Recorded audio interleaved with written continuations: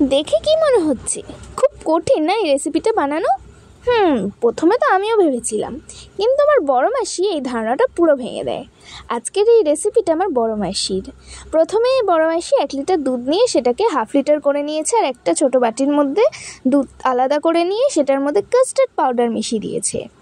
দেখো, কাস্টার্ড পাউডারটা মেশানোর পরে হাফ লিটার দুধের মধ্যে কাস্টার্ড পাউডার ঘোলা দুধটা মিশিয়ে দিতে হবে। আর যখন কাস্টার্ড পাউডার ঘোলা দুধটা মেশাবে তখন ফ্লেমটা গ্যাসটা বন্ধ করে দেবে। তারপরে মেশানোর পর গ্যাসটা আবার চালু করে নাড়াতে থাকবে এবং তখনই চিনি দিয়ে দেবে।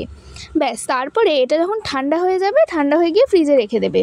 ফ্রিজে ওই 4 থেকে 5 ঘন্টার মতো সেট হতে দেবে। আর যা যা তোমাদের পছন্দ, এখানে চকলেটও নিয়ে নিয়েছি আমরা, চকলেট দিলেও কিন্তু আলাদা স্বাদই হয়। এই দেখো কি সুন্দর জমে গেছে, দেখছো তো? এবার তোমাদের পছন্দ মতো ফল তোমরা দিয়ে দেবে।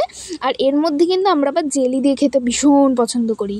কি খুব কঠিন? কি এক নিমেষেই বানিয়ে ফেলতে পারবে? গেস্টদের বানিয়ে খাওয়াও, একদম প্রশংসার শেষ থাকবে না। বাড়ির সকলেই একদম হেব্বি খেয়েছে। আর এই হচ্ছে বড় মাসি যে রেসিপিটা বানিয়েছে। ভালো লাগলে লাইক।